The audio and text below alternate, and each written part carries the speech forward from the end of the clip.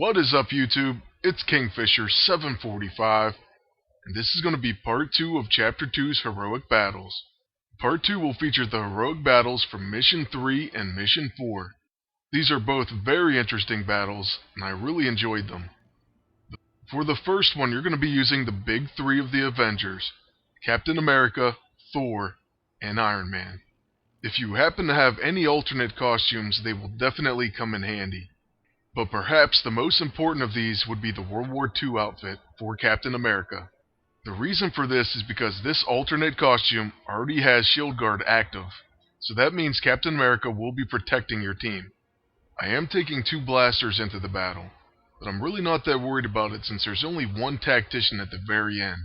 Still, you could definitely experiment with bringing in different classes, like a tactician Iron Man, or maybe a bruiser Thor. I consider these 3 characters to be pretty powerful, so I thought we could just overwhelm the enemies. So this battle seems to be pretty straightforward, but you may want to use certain abilities that could help you out, especially if you're having trouble. First, if you just have a normal version of Captain America, you'll definitely want to use his Shield Guard. This will help you protect and counterattack, and also Captain America is able to block attacks. Next, Thor's Inspired Bravery will put strength on your entire team, so this will help your attacks do a lot more damage. Also, you may want to take advantage of his Summon Thunder as well as Iron Man's AoE attacks. They'll hit the entire wave, and Iron Man's capable of putting several debuffs on the enemies. Since my Thor is pretty powerful, we just started out with the Summon Thunder. That way we can save his buff for his next turn, because in addition to Strengthened, it gives him a stack of Might, which improves his attacks as well. On the opponent's first attack, Captain America does dodge it, and then he gets the Shield Bash, and that is due to Shield Guard. Next, Iron Man calls in his boys, and that's because of his special costume. So if you don't have the Mark 42 armor, you won't have that ability, unfortunately. On the very next attack, Captain America dodges once again, and then finishes off Fake Cap with its counter. Now it's on to the second wave, and this wave is filled with blasters. So that means if you do have a tactician costume, you'll be gaining tactical maneuvers and an extra turn pretty much every round, at least against this wave. Now with Thor, we are going to use that Inspired Bravery, so our entire team is strengthened, and there he gains a stack of Might.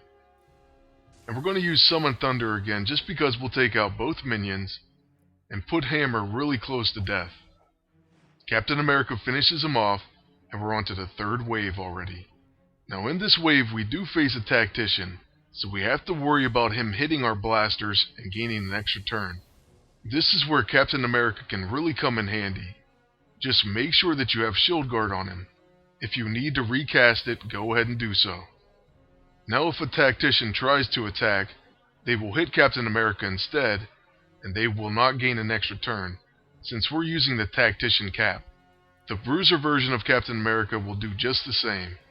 With Iron Man, you could use one of his AoE attacks, but instead I'm going to choose to finish off the top infiltrator with a Heartbreaker Unibeam.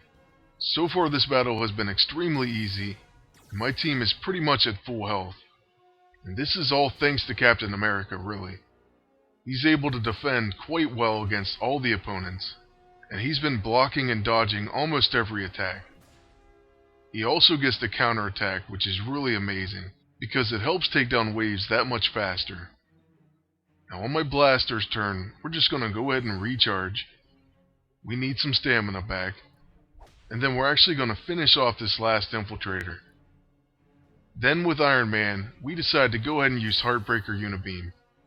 I know that's going to give him tactical maneuvers, but it takes him down to only 1600 HP. So right after he takes his attack, Thor should be able to finish him off. But instead our passive procs, and it does finish the battle. And I really do love that passive, it's pretty awesome. I think I get just as excited when I see it now as I did the first time I saw it.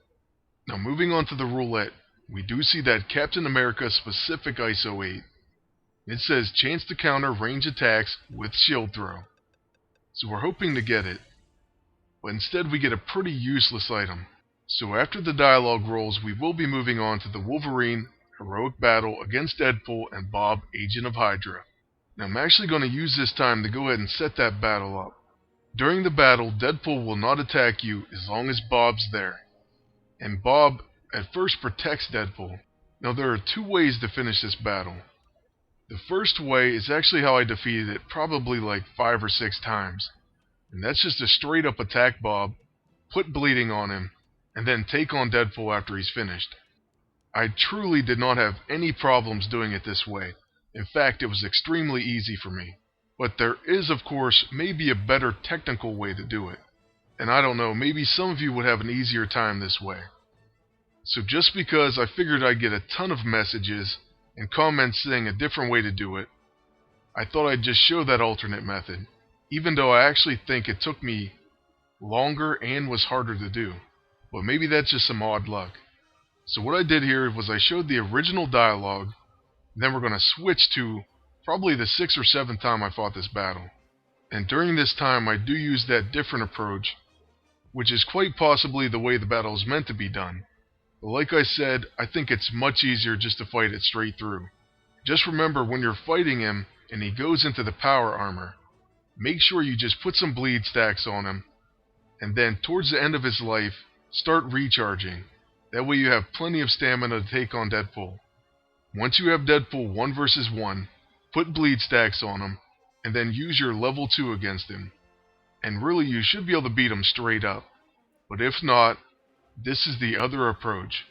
So just stay tuned and watch how it's done. And one last reminder, the background is going to switch. And that's because I wanted the original dialogue instead of the dialogue you get when you face him a 3rd or 4th or 5th time.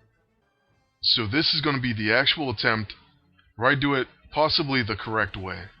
I'm sorry for that long setup, but I do think it was necessary. And anyways, there's a ton of dialogue, so there's plenty to read through there. Now unluckily, we were stunned to start this battle.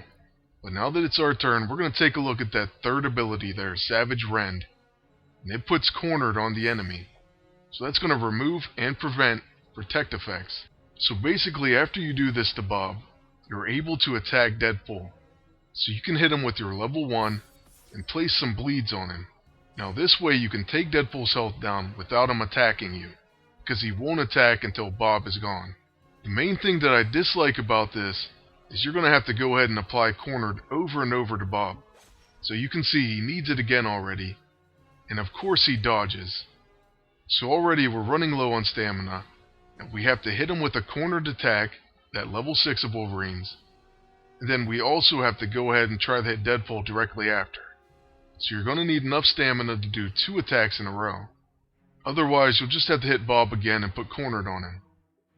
Now another way you can hit Deadpool is to use that level 9, because it is a stealthy stun. But really it's not worth doing, and the main approach is to put cornered on Bob, put bleed on Deadpool, and then use Wolverine's level 2 on Deadpool to cause the most damage. I was having pretty bad luck with all the stuns and also the dodges that were happening. So I actually take Deadpool down a little bit low on health, and then just decide to finish Bob. So you can do it a little bit differently. I pretty much told you exactly what you need to do. Really, if you put those bleed stacks and Ravaged on Bob, he'll tick down pretty fast and his health will be gone before you even know it. And there goes another stun on Wolverine. And this was getting pretty irritating at this point. Like I said, I just straight up fought Bob and then Deadpool, and I thought it was pretty easy like that. It definitely seemed to be a lot faster. But either way, I'm going to continue like this, and try to get Deadpool down low on health, before we finish Bob off. Since this battle is running a little bit long, I do want to talk about the dialogue. I think it's pretty hilarious, just like the last heroic battle with Deadpool. And when you fight this one again, Deadpool actually talks about how he told the devs to make Bob a playable character. And I think that would be pretty awesome. Who knows, maybe Bob will be a character in the future. He definitely has my vote. Now with Wolverine, before you fight Deadpool, I do think you should go ahead and recharge your stamina. Which I think I failed to do in this one, but that's usually my approach when I fight the battle normally. The only phase I think I really get annoyed by from Bob is when he's placing radiation exposure on you, and he continually fires. So what I like to do there is just put bleed on him, and he'll kill himself pretty fast when he's taking all those actions. Alright, so by now you've noticed that I pretty much started attacking Bob, and that's due to my terrible luck of missing and getting stunned, and this battle felt like it was going to last forever. But I guess we can look on the bright side of it, and that's that we're going to see Bob in all his forms in great detail. Right after Bob takes these last bleed stacks, it's going to be morphing time, and he'll turn into the power armor. So there's Deadpool's last hack, or his latest hack, and basically what you want to do here is put some bleed stacks on him, or maintain them, and then you're going to want to recharge. Now I didn't do a great job of it, because I was taking another hit on Deadpool. So I guess that's an option too. You can get both of them down really low on health, and then finish them off around the same time. Or just keep doing the cornered attack, then put bleed stacks on Deadpool, and use Berserker Rage. Like I said, that is the recommended form, and it's definitely the easiest way to deal with Deadpool, since he won't attack you as long as Bob's alive. I just think it's ultra boring, so I'd rather just fight him straight up. We are also getting low on health, so we do have to worry about that. But as we come closer to the end, and closer to the end of our HP, we're going to start doing more counterattacks with Berserker Rage. And that ability can do a ton of damage, so it really helps out. But unfortunately, you cannot always count on it. I was just thinking of something weird, and that's that Deadpool probably ate a ton of tacos during this battle. I really wish I could include the footage of me just fighting this battle normally.